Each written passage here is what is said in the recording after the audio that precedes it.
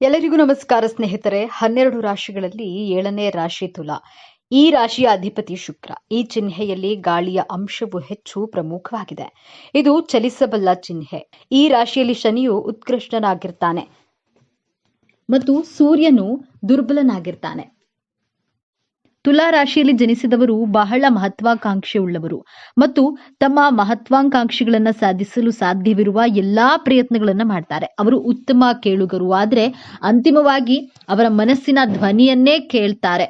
ಅವರು ನಿಷ್ಪಕ್ಷಪಾತ ಮತ್ತು ಸಮಚಿತ್ತದಿಂದ ಕೂಡಿರ್ತಾರೆ. ಅವರು ಸ್ವತಂತ್ರ ಸಿದ್ಧಾಂತವನ್ನ ಹೊಂದಿದ್ದಾರೆ ಮತ್ತು ಯಾರ ಅಡಿಯಲ್ಲಿಯೂ ಕೆಲಸ ಮಾಡಲು ಇಷ್ಟಪಡುವುದಿಲ್ಲ.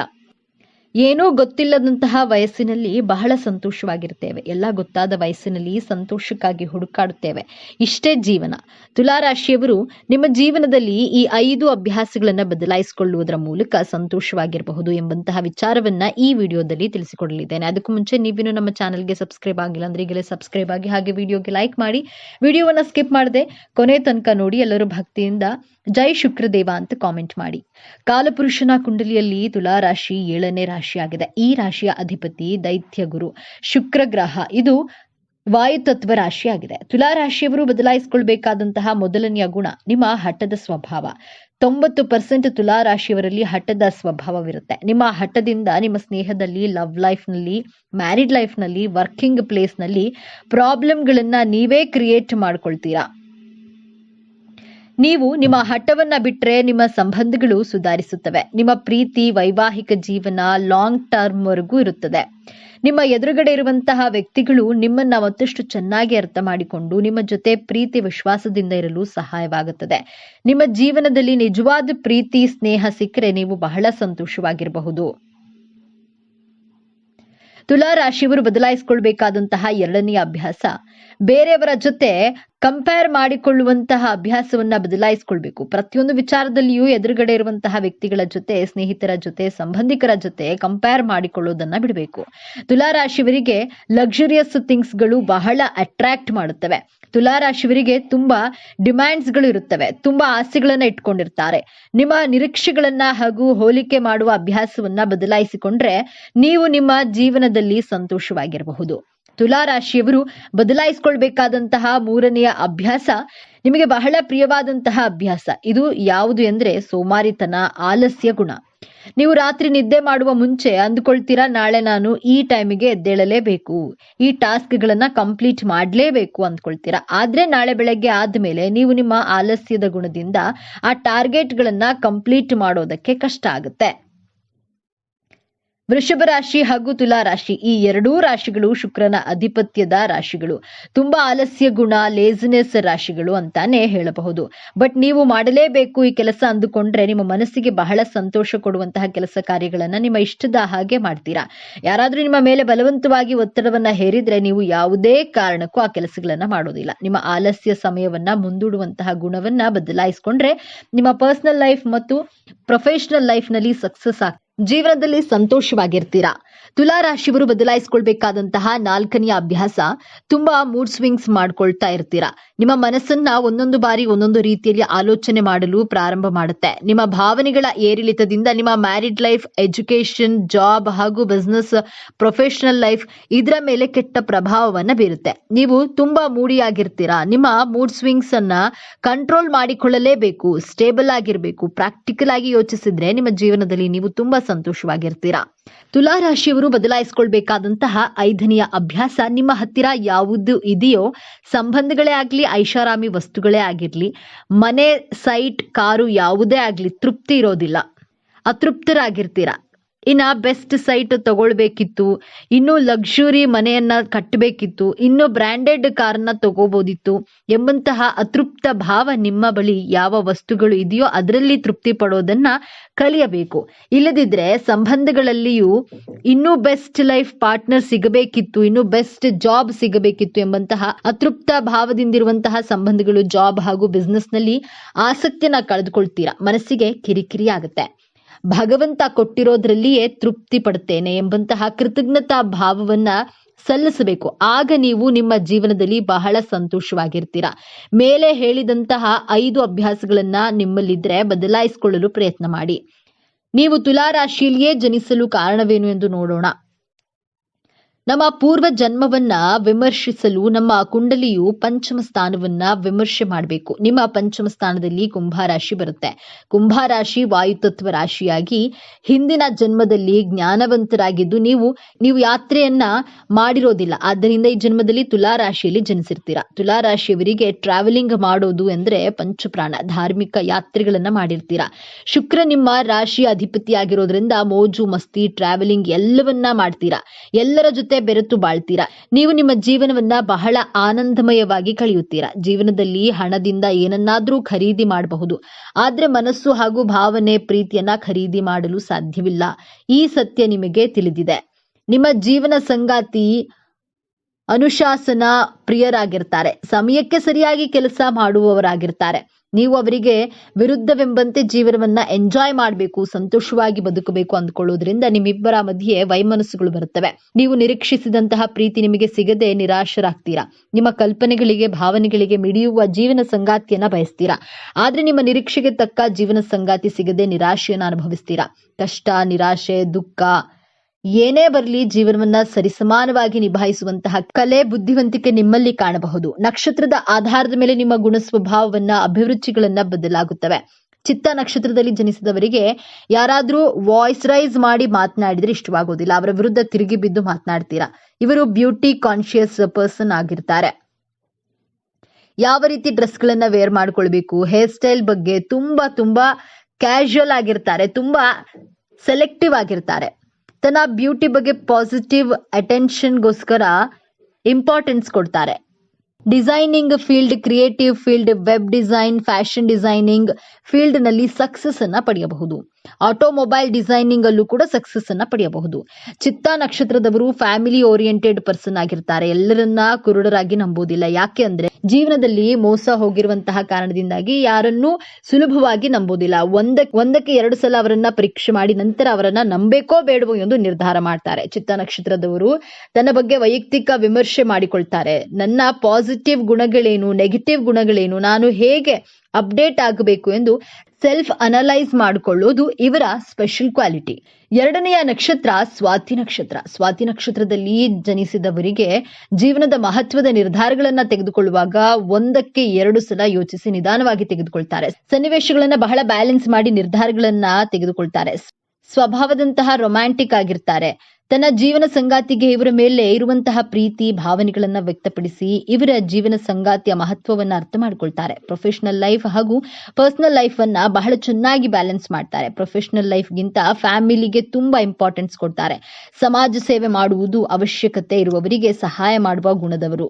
3ನೆಯ ನಕ್ಷತ್ರ ವಿಶಾಖ ನಕ್ಷತ್ರ. ವಿಶಾಖ ನಕ್ಷತ್ರದಲ್ಲಿ ಜನಿಸಿದವರು ಮುಖ ನೋಡಿ ಇವರ ವಯಸ್ಸನ್ನ ಯಾರು ಗೆಸ್ ಮಾಡೋದಕ್ಕೂ ಸಾಧ್ಯವಾಗುವುದಿಲ್ಲ. ವಿಶಾಖ ನಕ್ಷತ್ರದವರ ಮುಂದೆ ಯಾರಾದ್ರೂ ಡ್ರಾಮಾ ಮಾಡಿದ್ರೆ, ಸುಳ್ಳು ಹೇಳಿದ್ರೆ ಬಹಳ ಬೇಗ ಕಂಡು ಹಿಡಿಯುತ್ತಾರೆ. ಆ ವ್ಯಕ್ತಿಗಳನ್ನ ತನ್ನ ಜೀವನದಿಂದ ದೂರ ಇಡ್ತಾರೆ. ಜೀವನದಲ್ಲಿ ಮೌಲ್ಯಗಳನ್ನ, ವ್ಯಾಲ್ಯೂಗಳನ್ನ ಫಾಲೋ ಮಾಡುವವರು ತನ್ನ ಮೇಲೆ ನಂಬಿಕೆ ಇಟ್ಕೊಂಡಿರ್ತಾರೆ. ಹೈ ಥಿಂಕಿಂಗ್ ಪರ್ಸನ್ ಆಗಿರ್ತಾರೆ. ಇವರು ತನ್ನ ಕಲ್ಚರ್ ಅನ್ನ, ಆಚಾರ ವಿಚಾರಗಳನ್ನ ಅನುಸರಿಸ್ತಾರೆ. ಯಾವುದೇ ಸುಂದರವಾದ ಹೂವನ್ನ ನೋಡಿದ್ರು, ಪೇಂಟಿಂಗ್ ಅನ್ನ ನೋಡಿದ್ರು ಅದರ ಫೋಟೋಸ್ ಅನ್ನ ತೆಗೆದೇ ಇರೋಕ್ಕಾಗೋದಿಲ್ಲ. ಸೌಂದರ್ಯವನ್ನ ಆರಾಧಿಸ್ತಾರೆ, ಪ್ರಶಂಸೆ ಮಾಡ್ತಾರೆ. ವಿಶಾಖ ನಕ್ಷತ್ರದವರು ಈ ಪ್ರಪಂಚವನ್ನ ನೋಡುವ ದೃಷ್ಟಿ ವಿಭಿನ್ನವಾಗಿರುತ್ತೆ. ಎಲ್ಲ ಎಥಿಕ್ಸ್ ಗಳನ್ನ ಫಾಲೋ ಮಾಡ್ತಾರೆ. ವಿಶಾಖ ನಕ್ಷತ್ರದವರಿಗೆ ಕಿಡ್ನಿ ಹಾಗೂ ಲಿವರ್ಸ್ಗೆ ಸಂಬಂಧಿಸಿದಂತಹ ಆರೋಗ್ಯ ಸಮಸ್ಯೆಗಳು ಬರುವಂತಹ ಸಾಧ್ಯತೆಗಳಿವೆ. ಎಷ್ಟೇ ಕಷ್ಟದ ಪರಿಸ್ಥಿತಿ ಬಂದ್ರೂ ಆ ಪರಿಸ್ಥಿತಿಯನ್ನ ಬಹಳ ಸಮಾಧಾನವಾಗಿ ಶಾಂತಿಯಿಂದ ನಿಭಾಯಿಸ್ತಾರೆ. ಈ ವಿಚಾರಗಳು ನಿಮಗೆ ಇಷ್ಟ ಆಗಿದೆ ಅಂತ ಭಾವಿಸ್ತೇನೆ. ಇಷ್ಟ ಆಗಿದ್ರೆ ನಮ್ಮ ಚಾನೆಲ್ ಅನ್ನ ತಪ್ಪದೆ ಸಬ್ಸ್ಕ್ರೈಬ್ ಮಾಡಿಕೊಳ್ಳಿ. ವಿಡಿಯೋಗೆ ಒಂದು ಲೈಕ್ ಕೊಡುವುದನ್ನ ಮರಿಬಿಡಿ. ಈ ವಿಡಿಯೋವನ್ನ ನಿಮ್ಮ ಫ್ಯಾಮಿಲಿ, ಫ್ರೆಂಡ್ಸ್ ಗ್ರೂಪ್ ನಲ್ಲಿ ಹೆಚ್ಚು ಶೇರ್ ಮಾಡಿ. ನಿಮ್ಮ ಅಭಿಪ್ರಾಯಗಳನ್ನ ತಪ್ಪದೆ ಕಾಮೆಂಟ್ ಮಾಡಿ. ಎಲ್ಲರೂ ಭಕ್ತಿಯಿಂದ ಓಂ ಶ್ರೀ ಮಹಾಲಕ್ಷ್ಮಿ ನಮಃ ಅಂತ ಕಾಮೆಂಟ್ ಮಾಡಿ. ಮೋಸ, ಸ್ನೇಹದಲ್ಲಿ ದ್ರೋಹ, ಮದುವೆ ನಂತರ ವಿಚಿತ್ರ ಸಂಕಟ, ಇದೇನಾ ತುಲಾರಾಶಿಯವರ ಜೀವನ? ಯಾರ ಮುಂದೆಯೂ ಹೇಳಿಕೊಳ್ಳಲಾಗದ ನೋವು ತುಲಾರಾಶಿಯವರಿಗೆ ಯಾಕೆ? ಆತ್ಮೀಯ ತುಲಾರಾಶಿಯವರೇ, ನೀವು ಸಾಕ್ಷಾತ್ ಧರ್ಮ ಮತ್ತು ನ್ಯಾಯದ ಪ್ರತೀಕ. ಜಗತ್ತಿನ ಯಾವುದೇ ಸಮಸ್ಯೆ ಇರಲಿ ಅದನ್ನ ತೂಗಿ ಅಳೆದು ಸರಿಯಾದ ತೀರ್ಪು ಕೊಡುವಂತಹ ಅದ್ಭುತ ಶಕ್ತಿ ನಿಮಗಿದೆ. ನಿಮ್ಮ ನಗುವಿನಲ್ಲಿ ಒಂದು ಆಕರ್ಷಣೆ ಇದೆ. ನಿಮ್ಮ ಮಾತಿನಲ್ಲಿ ಒಂದು ಸೌಜನ್ಯವಿದೆ. ಜಗಳ ಆಡುವವರನ್ನ ಒಂದು ಮಾಡುವ, ದ್ವೇಷಿಸುವವರನ್ನ ಪ್ರೀತಿಸುವಂತೆ ಮಾಡುವ ಮಾಂತ್ರಿಕ ಶಕ್ತಿ ಇರೋದು ಕೇವಲ ತುಲಾರಾಶಿಯವರಿಗೆ ಮಾತ್ರ. ಆದ್ರೆ ಆತ್ಮೀಯ ತುಲಾರಾಶಿಯವರೇ, ನಿಮ್ಮನ್ನ ನೀವೇ ಕೇಳಿಕೊಳ್ಳಿ. ಇಡೀ ಜಗತ್ತಿನ ಸಮಸ್ಯೆಯನ್ನ ಬಗೆಹರಿಸುವಂತಹ ನೀವು ನಿಮ್ಮ ಸ್ವಂತ ಬದುಕಿನ ಸಮಸ್ಯೆಗಳನ್ನ ಯಾಕೆ ಬಗೆಹರಿಸಿಕೊಳ್ಳಲು ಆಗ್ತಿಲ್ಲ? ಶುಕ್ರ ದೆಸೆಯ ಆಶೀರ್ವಾದ ಪಡೆದ ನೀವು ಐಷಾರಾಮಿ ಜೀವನವನ್ನ ನಡೆಸಬೇಕಾದವರು. ಆದರೆ ಇಂದು ಯಾಕೆ ಮನಃಶಾಂತಿ ಇಲ್ಲದೆ, ನಿದ್ದೆ ಇಲ್ಲದೆ ಒದ್ದಾಡ್ತಿದ್ದೀರಿ? ಎಲ್ಲರಿಗೂ ಒಳ್ಳೆಯದನ್ನೇ ಬಯಸುವ ನಿಮಗೆ ಬದುಕಿನಲ್ಲಿ ಪದೇ ಪದೇ ಮೋಸವೇ ಯಾಕೆ ಉಡುಗೊರೆಯಾಗಿ ಸಿಗ್ತಿದೆ? ತುಲಾರಾಶಿಯವರೇ, ಇವತ್ತು ನೀವು ಒಂದು ಕಹಿ ಸತ್ಯವನ್ನ ಜೀರ್ಣಿಸಿಕೊಳ್ಳಲೇಬೇಕು. ನಿಮ್ಮ ಜೀವನದಲ್ಲಿ ಈಗ ಆಗುತ್ತಿರುವಂತಹ ಅವಮಾನಗಳಿಗೆ, ಸೋಲುಗಳಿಗೆ ಅಥವಾ ಆರ್ಥಿಕ ಕಷ್ಟಗಳಿಗೆ ಬೇರೆ ಯಾರೂ ಕಾರಣರಲ್ಲ, ಸಾಕ್ಷಾತ್ ನೀವೇ ಕಾರಣ. ಹೌದು, ನಿಮ್ಮ ಉದ್ಧಾರವನ್ನ ತಡಿತಾ ಇರೋದು ನಿಮ್ಮ ಶತ್ರುಗಳಲ್ಲ, ಬದಲಾಗಿ ನಿಮ್ಮ ಸ್ವಭಾವವೇ ಬೆರೆತು ಹೋಗಿರುವಂತಹ ಒಂದು ಮಾರಕವಾದ ದೌರ್ಬಲ್ಯ. ಒಂದು ಗುಣ ನಿಮ್ಮನ್ನ ಎಷ್ಟು ಕುರುಡರನ್ನಾಗಿ ಮಾಡಿದೆ ಅಂದ್ರೆ, ಹಗಲಿನಲ್ಲಿ ನಿಮ್ಮ ಕಣ್ಣು ಮುಂದೆಯೇ ನಿಮ್ಮ ಬದುಕನ್ನ ಯಾರೋ ದೋಚಿಕೊಂಡು ಹೋಗ್ತಿದ್ರು, ನೀವು ಸುಮ್ಮನೆ ನೋಡ್ತಾ ನಿಂತಿದ್ದೀರಿ. ಆ ಒಂದು ಗುಣ ದೇವತೆಗಳಂತೆ ಬದುಕಬೇಕಾದ ನಿಮ್ಮನ್ನ ಒಂದು ಸಾಮಾನ್ಯಕ್ಕಿಂತ ಕೀಳಾಗಿ ಬದುಕುವಂತೆ ಮಾಡಿರುವ ಆ ರಹಸ್ಯವೇನು? ಮತ್ತು ನೀವು ಸುಖನಂತೆ ಬದುಕಬೇಕಾದ್ರೆ ಮಾಡಬೇಕಾದ ಬದಲಾವಣೆ ಏನು? ಈ ವಿಡಿಯೋದಲ್ಲಿ ಎಳೆ ಎಳೆಯಾಗಿ ಬಿಚ್ಚಿಡಲಿದ್ದೇವೆ. ಇದನ್ನ ಅರ್ಧಕ್ಕೆ ನಿಲ್ಲಿಸಬೇಡಿ, ಯಾಕಂದ್ರೆ ಇದು ನಿಮ್ಮ ಮುರಿದು ಹೋದ ಮನಸ್ಸಿಗೆ ಸಂಜೀವಿನಿ ಆಗಬಲ್ಲದು. ಆ ಕರಾಳ ದೌರ್ಬಲ್ಯದ ಬಗ್ಗೆ ತಿಳಿಯುವ ಮೊದಲು ಜಗತ್ತು ನಿಮ್ಮನ್ನ ಯಾಕೆ ಇಷ್ಟಪಡುತ್ತೆ ಅನ್ನೋದು ನಿಮಗೆ ಗೊತ್ತಿರಬೇಕು. ಅದಕ್ಕೂ ಮುನ್ನ ನೀವಿನ್ನು ನಮ್ಮ ಚಾನಲ್ಗೆ ಸಬ್ಸ್ಕ್ರೈಬ್ ಆಗಿಲ್ಲ ಅಂದ್ರೆ ಈಗಲೇ ಸಬ್ಸ್ಕ್ರೈಬ್ ಆಗಿ, ಹಾಗೆ ವಿಡಿಯೋಗೆ ಲೈಕ್ ಮಾಡಿ, ವಿಡಿಯೋನ ಸ್ಕಿಪ್ ಮಾಡದೆ ಕೊನೆ ತನಕ ನೋಡಿ. ಎಲ್ಲರೂ ಭಕ್ತಿಯಿಂದ ಜೈ ಶುಕ್ರದೇವ ಅಂತ ಕಾಮೆಂಟ್ ಮಾಡಿ. ತುಲಾರಾಶಿಯವರೇ, ನಿಮ್ಮ ರಾಶಿಯ ಚಿಹ್ನೆ ತಕ್ಕಡಿ ಅಂದ್ರೆ ಬ್ಯಾಲೆನ್ಸ್. ಎಂತಹ ಒತ್ತಡದ ಪರಿಸ್ಥಿತಿಯಲ್ಲೂ ನೀವು ತಾಳ್ಮೆಯನ್ನ ಕಳೆದುಕೊಳ್ಳುವುದಿಲ್ಲ. ಮೊದಲನೇದಾಗಿ ನಿಮ್ಮ ರಾಜತಾಂತ್ರಿಕತೆ ಮತ್ತು ಸೌಜನ್ಯ. ಯಾರ ಮನಸ್ಸಿಗೂ ನೋವಾಗದಂತೆ ಮಾತನಾಡುವ ಕಲೆ ನಿಮ್ಮ ರಕ್ತಗತವಾಗಿ ಬಂದಿದೆ. ಎದುರಾಳಿ ಎಷ್ಟೇ ಕೋಪದಲ್ಲಿದ್ರೂ ನಿಮ್ಮ ಒಂದೆರಡು ಪ್ರೀತಿಯ ಮಾತುಗಳಿಂದ ಅವರನ್ನ ತಣ್ಣಗಾಗಿಸಬಲ್ಲ ಶಕ್ತಿ ನಿಮಗಿದೆ. ಎರಡನೆಯದಾಗಿ ನಿಮ್ಮ ಸೌಂದರ್ಯ ಪ್ರಜ್ಞೆ ಮತ್ತು ಸ್ವಚ್ಛತೆ. ನೀವು ಇರೋ ಜಾಗ, ನೀವು ಧರಿಸುವಂತಹ ಬಟ್ಟೆ, ನೀವು ಆಡುವ ಮಾತು, ಎಲ್ಲದರಲ್ಲೂ ಒಂದು ಅಚ್ಚುಕಟ್ಟುತನ ಇರುತ್ತದೆ. ಕೊಳಕುತನವನ್ನ, ಗಲಾಟೆಯನ್ನ ನೀವು ದ್ವೇಷಿಸ್ತೀರಿ. ಇದೇ ಕಾರಣಕ್ಕೆ ಜನ ನಿಮ್ಮನ್ನ ಸುಸಂಸ್ಕೃತರು ಅಂತ ಕರೆಯುತ್ತಾರೆ. ಮೂರನೆಯದಾಗಿ ಮತ್ತು ಅತಿ ಮುಖ್ಯವಾಗಿ, ನಿಮ್ಮ ನ್ಯಾಯಪರ ಅನ್ಯಾಯವನ್ನ ಕಂಡ್ರೆ ನೀವು ಸಹಿಸಲ್ಲ, ಆದ್ರೆ ಅದನ್ನ ವಿರೋಧಿಸುವಾಗ್ಲೂ ಒಂದು ನಾಗರಿಕತೆಯನ್ನ ಪಾಲಿಸುತ್ತೆ. ಇಷ್ಟೆಲ್ಲ ಅದ್ಭುತ ಗುಣಗಳಿರುವ ನೀವು, ಜಗತ್ತಿಗೆ ಬೆಳಕನ್ನ ನೀಡುವ ನೀವು, ನಿಮ್ಮ ಮನೆಯ ದೀಪವನ್ನೇ ಯಾಕೆ ಆರಿಸಿಕೊಂಡಿದ್ದೀರಿ? ನಿಮ್ಮ ಈ ಒಳ್ಳೆತನವೇ ನಿಮಗೆ ಮುಳುವಾಗಿದ್ದು ಹೇಗೆ ಈಗ ಆ ಅಸಲಿ ಸತ್ಯವನ್ನ, ಆ ಕಹಿಯನ್ನ ಒಡೆಯುವಂತಹ ಸಮಯ. ತುಲಾರಾಶಿಯವರೇ, ನಿಮ್ಮನ್ನ ಬಲ ಪ್ರಯೋಗದಿಂದ ಯಾರೂ ಸೋಲಿಸಲು ಸಾಧ್ಯವಿಲ್ಲ. ಆದ್ರೆ ನಿಮ್ಮನ್ನ ಕಣ್ಣೀರು ಹಾಕುವಂತೆ ಮಾಡುತ್ತಿರುವುದು ನಿಮ್ಮ ಆ ಒಂದು ಮಾರಕ ದೌರ್ಬಲ್ಯ. ಅದೇ ನಿರ್ಧಾರ ತೆಗೆದುಕೊಳ್ಳಲಾಗದ ಗೊಂದಲ ಮತ್ತು ಎಲ್ಲರನ್ನ ಮೆಚ್ಚಿಸಲು ಹೋಗುವ ದಾಸ್ಯದ ಮನೋಭಾವ. ಕೇಳಲು ಇದು ಸಣ್ಣ ವಿಷಯ ಅನಿಸಬಹುದು, ಆದ್ರೆ ಇದೇ ನಿಮ್ಮ ಬದುಕಿನ ಶಾಪ. ತುಲಾರಾಶಿಯವರು, ಅವರಿಗೆ ಪ್ರತಿಯೊಂದು ವಿಚಾರದಲ್ಲೂ ಗೊಂದಲ. ಇದನ್ನ ಮಾಡ್ಬೇಕಾ ಅಥವಾ ಇದನ್ನ ಮಾಡಬಾರ್ದಾ? ಇದು ಸರಿಯಾ ಅಥವಾ ತಪ್ಪಾ? ಈ ಗೊಂದಲದಲ್ಲೇ ನೀವು ಬದುಕಿನ ಅರ್ಧ ಸಮಯವನ್ನ ವ್ಯರ್ಥ ಮಾಡ್ತೀರಿ. ಅಷ್ಟೇ ಅಲ್ಲ, ನೀವು ಯಾರಿಗೂ ಇಲ್ಲ ಎಂದು ಹೇಳಲಾರಿರಿ. ಯಾರಾದ್ರೂ ಬಂದು ಸಹಾಯ ಕೇಳಿದ್ರೆ ನಿಮ್ಮ ಹತ್ತಿರ ಸಮಯ ಇಲ್ಲದಿದ್ರು, ನಿಮ್ಮ ಜೇಬಿನಲ್ಲಿ ಹಣ ಇಲ್ಲದಿದ್ರು, ನಿಮ್ಮ ಸುಖವನ್ನ ತ್ಯಾಗ ಮಾಡಿ ಅವರಿಗೆ ಸಹಾಯವನ್ನ ಮಾಡ್ತೀರಿ. ಯಾಕೆ ಗೊತ್ತಾ?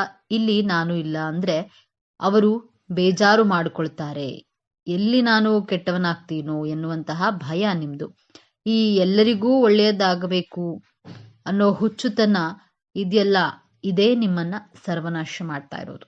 ನೀವು ಬೇರೆಯವರ ಖುಷಿಗಾಗಿ ನಿಮ್ಮ ಆತ್ಮಗೌರವವನ್ನೇ ಒತ್ತಿ ಇಡ್ತೀರಿ. ನಿಮ್ಮದಲ್ಲದ ತಪ್ಪಿಗೆ ಕ್ಷಮೆ ಕೇಳ್ತೀರಿ. ಸಂಬಂಧ ಉಳಿಸ್ಕೊಳ್ಬೇಕು ಅಂತ ವಿಷವನ್ನೇ ಅಮೃತ ಅಂತ ಕುಡಿತೀರಿ. ಆದ್ರೆ ಪ್ರತಿಫಲವಾಗಿ ನಿಮಗೆ ಸಿಗೋದು ಕೇವಲ ಅವಮಾನ ಮತ್ತು ದ್ರೋಹ. ಈ ಅತಿಯಾದ ಒಳ್ಳೆತನ ಮತ್ತು ಗೊಂದಲದ ಸ್ವಭಾವ ನಿಮ್ಮ ಜೀವನದ ಮೇಲೆ ಬೀರುತ್ತಿರುವಂತಹ 3 ಭಯಂಕರ ಪರಿಣಾಮಗಳನ್ನ ಒಮ್ಮೆ ಗಮನಿಸಿ. ಮೊದಲನೆಯದಾಗಿ, ಪರಾವಲಂಬಿಗಳ ಸ್ವರ್ಗವಾಗುವಿಕೆ. ತುಲಾರಾಶಿಯವರು ಎಲ್ಲಿಯವರೆಗೆ ಬೇರೆಯವರಿಗೆ ಉಪಯೋಗವಾಗ್ತಾರೆ ಅಲ್ಲಿಯವರೆಗೆ ಮಾತ್ರ ಜನ ಇವರನ್ನ ಪ್ರೀತಿಸ್ತಾರೆ. ನೀವು ನೋ ಹೇಳೋದಿಲ್ಲ ಅಂತ ಗೊತ್ತಿರೋ ಜನ ನಿಮ್ಮನ್ನ ಒಂದು ಟಿಶ್ಯೂ ಪೇಪರ್ ತರ ಬಳಸ್ಕೊಳ್ತಾರೆ. ನಿಮ್ಮ ಹಣ, ನಿಮ್ಮ ಸಮಯ, ನಿಮ್ಮ ಬುದ್ಧಿವಂತಿಕೆಯನ್ನು ಬಳಸ್ಕೊಂಡು ಕೊನೆಗೆ ನೀವು ಕಷ್ಟದಲ್ಲಿದ್ದಾಗ ನಿಮಗೆ ಬುದ್ಧಿ ಇಲ್ವಾ, ಯಾಕೆ ಮಾಡಿದೆ ಅಂತ ನಿಮ್ಮನ್ನೇ ದ್ವೇಷಿಸ್ತಾ ಹೋಗ್ತಾರೆ. ಆದ್ರೆ ನೀವು ಪಾಠ ಕಲಿಯೋದಿಲ್ಲ, ಮತ್ತೆ ಅಂತವರನ್ನೇ ನಂಬ್ತೀರಿ. ಎರಡನೆಯದಾಗಿ, ಅವಕಾಶಗಳ ಬಗ್ಗೆ ನಿರ್ಧಾರವನ್ನ ತೆಗೆದುಕೊಳ್ಳಲು ನೀವು ಮಾಡುವಂತಹ ತಡ. ಅಂದ್ರೆ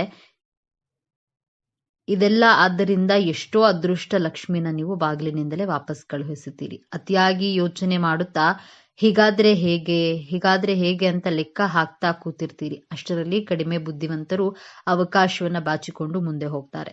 ನಿಮ್ಮ ಬುದ್ಧಿವಂತಿಕೆ ಕೇವಲ ಪ್ಲಾನಿಂಗ್ ಮಾಡೋದ್ರಲ್ಲೇ ವ್ಯರ್ಥವಾಗ್ತಾ ಇದೆ ಹೊರತು ಆಕ್ಷನ್ ತೆಗೆದುಕೊಳ್ಳೋದ್ರಲ್ಲಿ ಅಲ್ಲ. ಮೂರನೇದಾಗಿ, ಒಳ್ಳೆ ಮನಸ್ಸಿನ ನರಕ. ಹೊರಗೆ ಎಲ್ಲರ ಜೊತೆ ನಗುತ್ತಾ ಇರುವಂತಹ ನೀವು ಒಳಗೆ ಅಳ್ತಿರ್ತೀರಿ. ನನ್ನನ್ನ ಯಾರು ಅರ್ಥ ಮಾಡ್ಕೊಳ್ಳುತ್ತಿಲ್ಲ, ನಾನು ಎಲ್ಲರಿಗೂ ಇಷ್ಟೆಲ್ಲಾ ಮಾಡಿದ್ರು ನನಗೆ ಯಾಕೆ ಈ ಶಿಕ್ಷೆ ಅನ್ನೋ ಕೊರಗು ನಿಮ್ಮನ್ನ ದಿನೇ ದಿನೇ ಕೊಲ್ಲುತ್ತದೆ. ನಿಮ್ಮತನವನ್ನೇ ಕಳೆದುಕೊಂಡು ಬೇರೆಯವರಿಗಾಗಿ ಬದುಕುವ ಬೊಂಬೆಯಾಗಿರ್ತೀರಿ. ತುಲಾರಾಶಿಯವರೇ, ಸಾಕು ಮಾಡಿ ಈ ತ್ಯಾಗವನ್ನ. ನಿಮ್ಮ ಒಳ್ಳೆಯತನಕ್ಕೆ ಬೆಲೆ ಇಲ್ಲದ ಜಾಗದಲ್ಲಿ ನಿಮ್ಮತನವನ್ನ ತೋರಿಸುವಂತಹ ಸಮಯ ಬಂದಿದೆ. ನೀವು ಮತ್ತೆ ಎದ್ದು ನಿಲ್ಲಬೇಕು. ನಿಮ್ಮ ರಾಶ್ಯಾಧಿಪತಿ ಶುಕ್ರನಂತೆ ಮತ್ತೆ ಮಿನುಗಬೇಕು. ಅಂದ್ರೆ ಈ 3 ಕಠಿಣ ನಿರ್ಧಾರಗಳನ್ನ ಈಗಲೇ ತೆಗೆದುಕೊಳ್ಳಿ. ಮೊದಲನೆಯದಾಗಿ, ನಿರ್ದಾಕ್ಷಿಣ್ಯವಾಗಿ ತಿರಸ್ಕರಿಸೋದನ್ನ ಕಲಿಯಿರಿ. ಯಾರು ನಿಮ್ಮ ಸಮಯವನ್ನ, ಶಾಂತಿಯನ್ನ ಹಾಳು ಮಾಡ್ತಾರೋ ಅವರಿಗೆ ಮುಖಕ್ಕೆ ಹೊಡೆದಂತೆ ನನ್ನಿಂದ ಆಗಲ್ಲ ಎಂದು ಹೇಳೋದನ್ನ ಕಲಿಯಿರಿ. ನೀವು ಕೆಟ್ಟವರಾದ್ರೂ ಪರವಾಗಿಲ್ಲ, ನಿಮ್ಮ ನೆಮ್ಮದಿಗಿಂತ ದೊಡ್ಡದು ಯಾವುದೂ ಇಲ್ಲ. ನೆನಪಿಡಿ, ಜಗತ್ತನ್ನ ಮೆಚ್ಚಿಸಲು ನೀವು ಹುಟ್ಟಿಲ್ಲ. ನಿಮ್ಮ ಬೌಂಡರಿಯನ್ನ ನೀವೇ ಹಾಕಿಕೊಳ್ಳಿ. ಆಗ ಮಾತ್ರ ಜನ ನಿಮಗೆ ಬೆಲೆ ಕೊಡ್ತಾರೆ. ಎರಡನೆಯದಾಗಿ, ತ್ವರಿತ ನಿರ್ಧಾರಗಳೇ ಯಶಸ್ಸಿನ ಮೆಟ್ಟಿಲು. ಇಂದಿನಿಂದ ಅತಿಯಾಗಿ ಯೋಚನೆ ಮಾಡೋದನ್ನ ನಿಲ್ಲಿಸಿ ಬಿಡಿ. ಯಾವುದೇ ಅವಕಾಶ ಬಂದ್ರೂ ಅದು 70% ಸರಿ ಇದೆ ಅನಿಸಿದ್ರೆ ಮುನ್ನುಗ್ಗಿ, ತಪ್ಪು ನಡೆದ್ರೆ ತಿದ್ದುಕೊಳ್ಳೋಣ. ಆದ್ರೆ ಯೋಚನೆ ಮಾಡುತ್ತಾ ಕೂತು ಸಮಯ ವ್ಯರ್ಥ ಮಾಡಬೇಡಿ. ನಿಂತ ನೀರು ಕೊಳೆಯುತ್ತದೆ, ಹರಿಯುವ ನೀರು ಮಾತ್ರ ಪವಿತ್ರ. ಹಾಗೆಯೇ ಆಕ್ಷನ್ ತೆಗೆದುಕೊಳ್ಳುವಂತಹ ತುಲಾರಾಶಿಯವರು ಮಾತ್ರ ಗೆಲ್ತಾರೆ.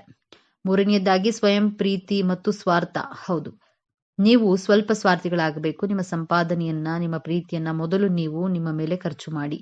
ನೀವು ಚೆನ್ನಾಗಿದ್ರೆ ಮಾತ್ರ ಜಗತ್ತು ಚೆನ್ನಾಗಿ ಕಾಣುತ್ತೆ. ಕನ್ನಡಿಯನ್ನ ನೋಡಿಕೊಂಡು ಬೇರೆಯವರಿಗಾಗಿ ಬದುಕೋದನ್ನ ಬಿಟ್ಟು ನಿಮಗಾಗಿ ನೀವು ಬದುಕೋದನ್ನ ಹಿಂದೆ ಪ್ರಾರಂಭಿಸಿ. ತುಲಾರಾಶಿಯವರೇ, ನೀವು ವಜ್ರದ ಹರಳಿನಂತೆ. ವಜ್ರಕ್ಕೆ ಹೊಳಪು ಬರಬೇಕಂದ್ರೆ ಅದನ್ನ ಕತ್ತರಿಸಬೇಕು. ನೀವು ಪಟ್ಟ ಕಷ್ಟಗಳು, ಅನುಭವಿಸಿದ ಅವಮಾನಗಳು ನಿಮ್ಮನ್ನ ಇನ್ನಷ್ಟು ಗಟ್ಟಿಯಾಗಿಸಬೇಕು ಹೊರತು ವೀಕ್ ಆಗಿಸಬಾರದು. ಇಂದಿನಿಂದ ನಿಮ್ಮ ಜೀವನದ ತಕ್ಕಡಿಯಲ್ಲಿ ಒಂದು ಕಡೆ ಜಗತ್ತನ್ನ ಇಡಿ, ಇನ್ನೊಂದು ಕಡೆ ನಿಮ್ಮನ್ನ ನೀವೇ ಇಟ್ಕೊಳ್ಳಿ. ಯಾವಾಗಲೂ ನಿಮ್ಮ ಕಡೆಯ ತೂಕ ಹೆಚ್ಚಿರಲಿ. ನಿಮ್ಮ ಮೃದು ಸ್ವಭಾವವನ್ನ ದೌರ್ಬಲ್ಯ ಎಂದು ಭಾವಿಸುವವರಿಗೆ ನಿಮ್ಮ ಕಠಿಣ ನಿರ್ಧಾರಗಳ ಮೂಲಕ ಉತ್ತರವನ್ನ ಕೊಡಿ.